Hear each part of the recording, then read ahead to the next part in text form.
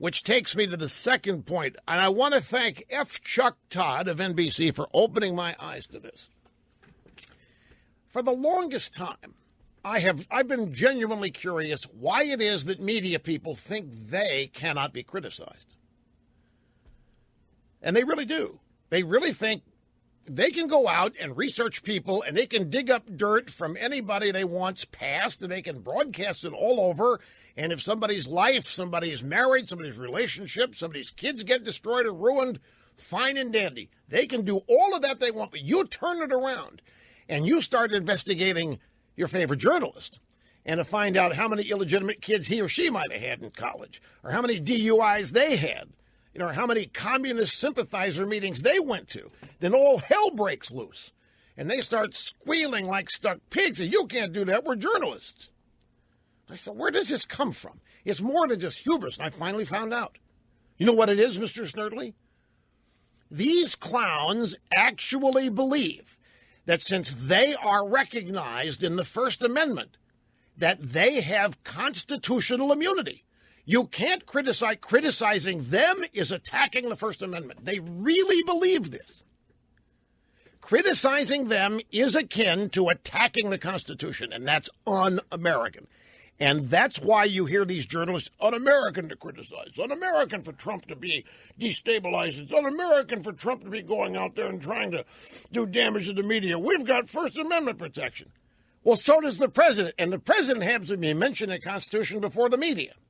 The president's mentioned in Article 2. The media doesn't make it till the First Amendment. But yet the media thinks there's nothing bad about running around and trying to attack political figures and destroying them. No, I'm not. This is what it is, folks. They are so far gone, they really think that they are the last line of defense between freedom and democracy and tyranny. And attacking them and challenging their reputation is no more and no less than attacking the Constitution and trying to destroy America and democracy. That's what they think. That explains why you can't go after them. Anyhow, let's take another brief break here. We'll get started. Some of the audio sound. I'm going to review some of the other things that we have coming up here before we get to the audio. And, of course, your phone calls. So sit tight, back here before you know it. Look, the only thing the First Amendment does for the press is the same thing it gives to everybody else. They can say what they want to say. That's essentially what the First Amendment says for the press, like it says it for you and me. It singles them out and references them in terms of their importance, free and unintimidated, undocumented, whatever, unattached media.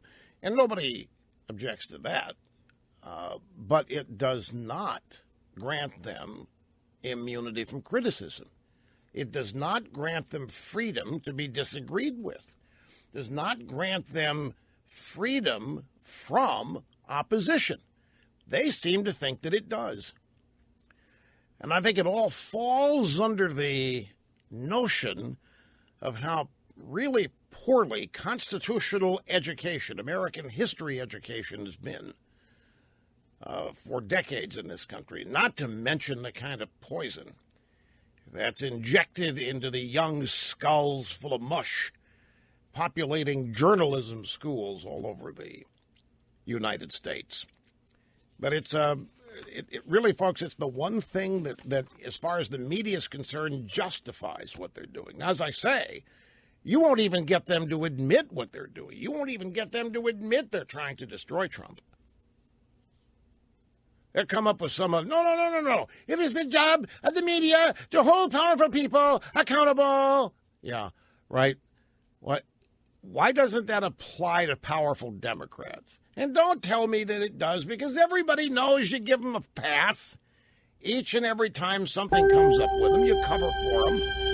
It's a joke.